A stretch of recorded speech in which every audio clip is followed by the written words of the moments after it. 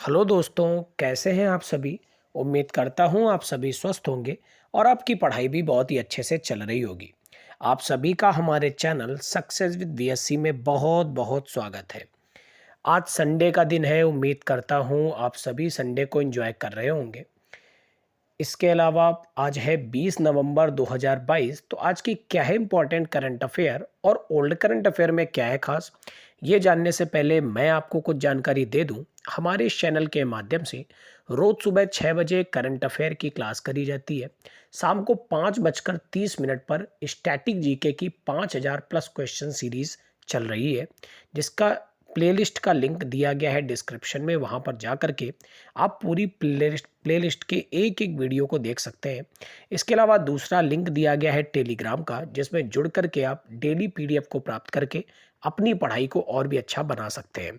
इसके अलावा आज एक और लिंक दिया गया है इंट्रोडक्शन क्लास का। उम्मीद करता हूँ आपको कल वाली न्यूज़ बहुत ही पसंद आई होगी, क्योंकि इसी चैनल पर जीएस की डिटेल क्लास कल शाम को ही शुरू कर दी गई है। कल शाम को इंट्रोडक्शन क्लास हुई थी, आपने देखा होगा। उम्मीद करता हूँ आपको पसंद आई होगी।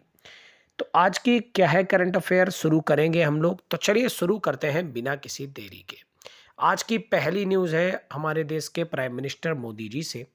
इन्होंने अरुणाचल प्रदेश में 600 मेगावाट की कामेंग जल विद्युत परियोजना देश को समर्पित की है। तो प्रधानमंत्री मोदी जी ने अरुणाचल प्रदेश के पश्चिम कामेंग जिले में 600 मेगावाट कामेट जल विद्युत परियोजना को राष्ट्र को समर्पित किया है। यह परियोजना जो है 80 किलोमीटर से अधिक तक फैली हुई है और लगभग 8200 करोड़ रुपए की इसमें लागत लगी है। इस परियोजना में 2 बांध और एक बिजली घर है, जिसमें 3353 मिलियन यूनिट बिजली पैदा करने के लिए 150 मेगावाट की 4 यूनिट है। उम्मीद करता हूँ पहली न्यूज़ आपको समझ में आ गई होगी। आप कमेंट कॉलम में बताइए कि अरुणाचल प्रदेश के वर्तमान में गवर्नर कौन है। इसके अलावा अगर मैं आपसे पूछूं कि भारतीय मूल के कौन से व्यक्ति हैं जिनको ब्रिटेन में नया प्रधानमंत्री बनाया गया है, तो यह है ऋषि सुनक साहब। हमारे देश की नई राष्ट्रपति बनी थी द्रौपदी मुर्मू जी, किस एक नंबर की हैं, कमेंट कॉलम में बताइए। अच्छा, हमारे देश के प्रधानमंत्री जी नरेंद्र मोदी जी किस एक नंबर के प्रधानमंत्री, ये भी आप कमेंट कॉलम में बताइए। इसके अलावा जो हमारे वर्तमान में वाइस प्रेसिडेंट जी हैं जगदीप धनखड़ साहब, ये किस एक नंबर के हैं, ये भी आप कमेंट कॉलम में बताइए। बढ़ते फिलहाल अगली न्यूज़ की तरफ। अगली न्यूज़ है विश्व विरासत सप्ताह, वर्ल्ड हेरिटेज वीक, जो कि 19 से 25 नवंबर 2022 तक आयोजित किया जा रहा है। इसका उद्देश्य है पारंपरिक और सांस्कृतिक प्रथाओं के बारे में जागरूकता बढ़ाना। विश्व धरोहर सप्ताह की शुरुआत के अवसर पर 19 नवंबर को भारतीय पुरातत्व सर्वेक्षण द्वारा संरक्षित सभी स्मारकों में पर्यटकों के लिए प्रवेश निःशुल्क होगा। विश्व विरासत दिवस की बात करें तो हर साल 18 अप्रैल को मनाया जाता है।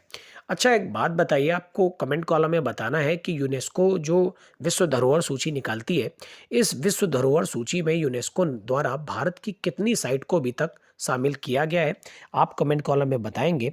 इसके अलावा आपसे अगर मैं पूछूं कि सर्वोच्च न्यायालय ने नए मुख्य न्यायाधीश के रूप में 50वें नंबर के किसे नियुक्त किया, आप कमेंट कॉलम में बताइए। इसके अलावा देश के वर्तमान में महान्यायवादी कौन है, तो आपको पता है आर वेंकट रमणा है। राज्यसभा के नए सभापति कौन है, तो ये वर्तमान में जगदीप धनखड़ है, क्योंकि आपको पता है वाइस प्रेसिडेंट ही सभापति होता है राज्यसभा का। इसके अलावा आपको क्या पता है मुख्य चुनाव आयुक्त कौन है, तो ये राजीव कुमार है 25वें नंबर के। चुनाव आयुक्त कौन है, कमेंट कॉलम में बताइए। इसके अलावा उप चुनाव आयुक्त कौन है, ये भी आप कमेंट कॉलम में बताइए। कैग कौन है वर्तमान में, यानी comptroller and auditor general of India, तो ये हैं गिरीश चंद्र मुर्मू 14वें नंबर के। ठीक है, तो जितने भी क्वेश्चन मैंने आपसे पूछे हैं, मैं उम्मीद करता हूं आप कमेंट कॉलम में जरूर जरूर बताएंगे, क्योंकि मेरा पूछने का उद्देश्य यही रहता है कि आप चीज़ों को सर्च करेंगे, चीज़ों को देखेंगे, तो आपको ज़्यादा से ज़्यादा चीज़ें लर्न होती चली जाएंगी। ठीक है, बढ़ते फिलहाल अगली न्यूज़ की तरफ। अगली न्यूज़ है इंपॉर्टेंट डे से 19 नवंबर को मनाते हैं विश्व शौचालय दिवस। यह दिन भूजल पर स्वच्छता संकट के प्रभाव पर ध्यान केंद्रित करता है। 2013 से प्रतिवर्ष आयोजित होने वाला यह अनुष्ठान शौचालयों का जश्न मनाता है और सुरक्षित रूप से प्रबंधित स्वच्छता तक पहुंच के बिना रहने वाले 3.6 बिलियन लोगों के बारे में जागरूकता भी बढ़ाता है। सबसे इंपॉर्टेंट होती है थीम, तो 2022 की थीम है मेकिंग द इनविजिबल विजिबल। फिर से सुनिए, मेकिंग द इनविजिबल विजिबल। उम्मीद करता हूं ये न्यूज़ भी आपको अच्छे से क्लियर हो गई होगी। तो चलिए कमेंट कॉलम में बताइए कि मुस्लिम लीग की स्थापना किस एक ईयर में करी गई थी। थोड़ी सी हिंट दे दूं मैं आपको, 1905 में बंगाल का विभाजन किया गया था, इसी के आसपास मुस्लिम लीग की स्थापना करी गई थी। कमेंट कॉलम में बताइए कि कब स्थापना करी गई थी। बढ़ते फिलहाल आगे।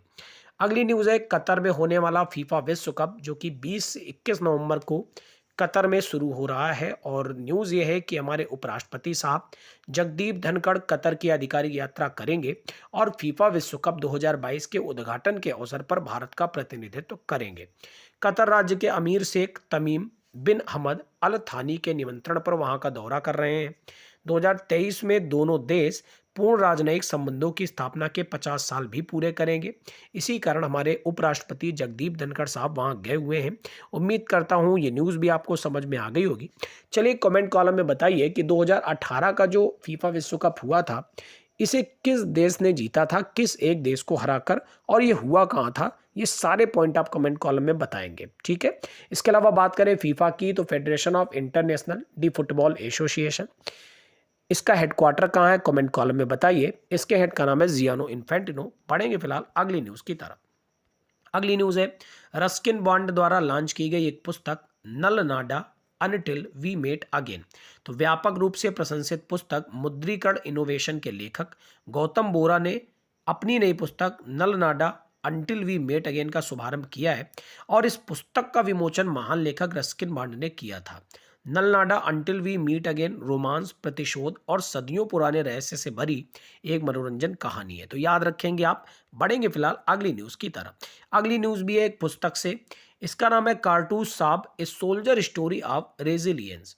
युद्ध के मैदान में स्वयं ही अपना पैर काट देने वाले मेजर जनरल इयान कार्डोजो ने अपनी नई किताब लिखी है। किताब का शीर्षक है कार्टून साहब a soldier story of resilience in diversity.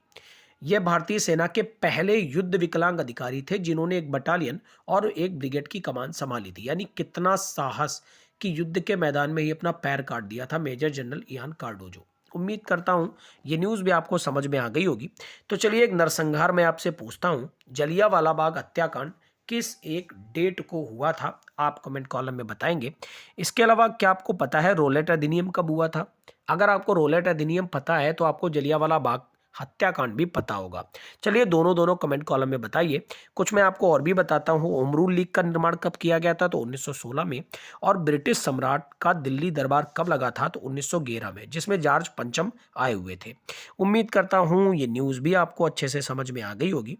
बढ़ते फिलहाल अगली न्यूज़ की तरफ। अगली न्यूज़ है 5वां राष्ट्रीय प्राकृतिक चिकित्सा दिवस 18 नवंबर को मनाया गया। तो 18 नवंबर को स्वास्थ्य देखभाल प्रणाली के रूप में राष्ट्रीय प्राकृतिक चिकित्सा दिवस के रूप में मनाया जाता है। इसका मुख्य कार्यक्रम पुणे में राष्ट्रीय प्राकृतिक चिकित्सक संस्थान में आयोजित किया गया। इस वर्ष का प्राकृतिक चिकित्सा दिवस प्राकृतिक चिकित्सा एक एकीकृत चिकित्सा विषय के साथ मनाया गया। याद रखिएगा, प्राकृतिक चिकित्सा एक एकीकृत चिकित्सा के विषय के साथ मनाया गया।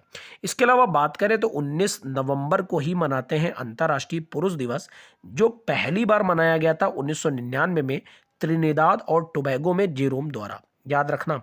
और भारत में कब हुई थी शुरुआत इस दिवस की, तो 2007 में। ठीक है। तो मैंने दो चीजें यहां पर आपको बताई है। पहला, 5वां राष्ट्रीय प्राकृतिक चिकित्सा दिवस 18 नवंबर को, और 19 नवंबर को मनाते हैं अंतर्राष्ट्रीय पुरुष दिवस। ठीक है। जिसकी इस बार की थीम क्या रही है, हेल्पिंग मैन एंड बॉयज। याद रखिएगा, हेल्पिंग मैन एंड बॉयज इसकी थीम रही है। बढ़ते फिलहाल अगली न्यूज की तरफ। अगली न्यूज है कर्नाटक में 3 ट्रांसजेंडर सरकारी स्कूल शिक्षकों के रूप में चुने गए हैं। तो ये बहुत ही गर्व की बात है ट्रांसजेंडर समुदाय के लिए कि उनको स्कूली शिक्षकों के रूप में चुना गया है। तो कर्नाटक ने सरकारी स्कूलों में 3 ट्रांसजेंडरों को शिक्षकों के रूप में चुनकर बड़ा इतिहास बना दिया है। क्या नाम है इनके?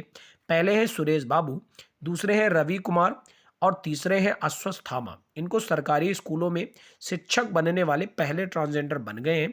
बात करें अगर सुरेश बाबू की, तो ये अंग्रेजी पढ़ाएंगे, जबकि कुमार आईवार और अश्वत्थामा सामाजिक विज्ञान पढ़ाएंगे। सरकार ने 15,000 पदों में से 1% यानी 150 पद ट्रांसजेंडरों के लिए आरक्षित किए थे। तो चलिए कमेंट कॉलम में बताइए आप कि जो कर्नाटक राज्य है, यहाँ के वर्तमान में राज्यपाल कौन है, कमेंट कॉलम में बताइए। अब बात कर्नाटक की हुई है, तो अगर हम बात करें कर्नाटक राज्य में शास्त्रीय और लोक नृत्य कौन से हैं, तो यक्षगान है, इसके अलावा हुट्टारी है, इसके अलावा सुग्गी है, इसके अलावा कुनीथा है, करगा है और लाम्बी है। एक बार फिर से देखिए, यक्षगान, हुट्टारी, सुग्गी, कुनौथा, करगा, लाम्बी। उम्मीद करता हूं ये सारे पॉइंट आपको क्लियर हो गए होंगे। बढ़ते फिलहाल अगली न्यूज़ की तरफ। अभी कुछ दिन पहले ही मैंने आपको बताया था, अरुणाचल प्रदेश में एक नए हवाई अड्डे की सौगात आई है। तो प्रधानमंत्री नरेंद्र मोदी जी ने ईटानगर में डोनी पोलो हवाई अड्डे का किया है उद्घाटन। तो अरुणाचल प्रदेश में ये डोनी पोलो हवाई अड्डे का उद्घाटन किया गया है और राज्य का पहला ग्रीनफील्ड हवाई अड्डा है। यह सभी मौसमों में संचालन सुनिश्चित करने के लिए अति आधुनिक सुविधाओं से लैस भी है। और इस हवाई अड्डे का नाम डोनी और पोलो यानी सूर्य और चंद्रमा के नाम पर दिया गया है। इंपॉर्टेंट रहेगा आपके एग्जाम के लिए बहुत ही ज़्यादा, क्योंकि इस टाइप के क्वेश्चन जो चल रहे होते हैं करंट अफेयर में, या आपके एग्जाम में जरूर जरूर पूछे जाते हैं, तो याद रखिएगा। इसके अलावा मैं आपसे कुछ स्टैटिक जीके पॉइंट पूछूं तो ये बताइए, सूर्य का व्यास पृथ्वी के व्यास से लगभग कितने गुना अधिक है? कमेंट कॉलम में बताइए। इसके अलावा ये भी बताइए कि कौन सा देश चीनी का वर्तमान में सबसे बड़ा उत्पादक बन गया है। बढ़ेंगे फिलहाल अगली न्यूज़ की तरफ। अगली न्यूज़ है, स्पेन के कार्लोस अल्काराज बने हैं सबसे कम उम्र के विश्व नंबर 1 एटीपी खिलाड़ी। तो स्पेन के खिलाड़ी हैं कार्लोस अल्काराज। इनको association of tennis professional ranking में नंबर 1 स्थान दिया गया है। और एटीपी रैंकिंग 1973 में शुरू की गई थी। तब से पहले ऐसे खिलाड़ी बने हैं जो इतनी कम उम्र में नंबर 1 रैंकिंग को प्राप्त किए हैं। 19 साल 214 दिन इनकी दिन है। उम्मीद करता हूँ ये न्यूज़ आपको समझ में आ गई होगी। तो चलिए कमेंट कॉलम में बताइए, नोवाक जोकोविच का किस खेल से संबंध है। इसके अलावा ये भी बताइए कि सुरेश रैना का किस एक खेल से संबंध है। बढ़ते फिलहाल अगली न्यूज़ की तरफ। अगली न्यूज़ है, जयंती से रानी लक्ष्मीबाई की जयंती 19 नवंबर को। खूब लड़ी मर्दानी, वो तो झांसी वाली रानी थी। रानी लक्ष्मीबाई की जयंती 19 नवंबर को मनाई गई है। 19 नवंबर 1828 को वाराणसी में जन्मी थी। इनका पहला नाम मणिकर्णिका था। आपने मूवी देखी रखी है। रानी लक्ष्मीबाई उत्तर भारत में झांसी की मराठा रियासत की रानी भी थी और 1857 के भारतीय विद्रोह की प्रमुख हस्तियों में से एक थी। तो कौन नहीं जानता है रानी लक्ष्मीबाई के कारनामों को, ठीक है। तो याद रखिएगा, रानी लक्ष्मीबाई की जयंती 19 नवंबर को मनाते हैं। बढ़ते फिलहाल अगली न्यूज़ की तरफ। अगली न्यूज़ है, हमारे देश की पूर्व प्रधानमंत्री इंदिरा गांधी जी की 105वीं जयंती। 19 नवंबर 2022 को भारत की पहली और एकमात्र महिला प्रधानमंत्री इंदिरा गांधी की 105वीं जयंती मनाई गई। 1917 में हुआ था जन्म और स्वतंत्र भारत के पहले प्रधानमंत्री जवाहरलाल नेहरू की ये बेटी थी। जनवरी 1966 से मार्च 1977 तक और जनवरी 1980 से 1984 में जब तक उनकी हत्या होती है, उन्होंने प्रधानमंत्री के रूप में कार्य किया था। तो बहुत इंपॉर्टेंट पॉइंट है, याद रखिएगा। बढ़ेंगे ओल्ड करंट अफेयर की तरफ। तो ओल्ड करंट अफेयर में आज मैंने लिया है अगस्त महीने के तीसरे सप्ताह का चौथा पार्ट। तो बिना किसी देरी के पढ़ेंगे। फीफा ने किस देश के फुटबॉल महासंघ को निलंबित किया था? ये न्यूज़ बहुत ही चर्चा में रही थी। तो भारत के फुटबॉल महासंघ को निलंबित किया था। भारत का कौन सा शहर अंतर्राष्ट्रीय समुद्री भोजन शो की मेजबानी करेगा? तो कोलकाता। भारतीय रेलवे सुरक्षा बल ने यात्रियों को 24 घंटे सुरक्षा प्रदान करने के लिए किस अभियान की शुरुआत की? तो ऑपरेशन यात्री सुरक्षा। 76वें स्वतंत्रता दिवस पर किस नाम की स्वदेशी तोप ने पहली बार तिरंगे को सलामी दी? तो advance tarred artillery gun system.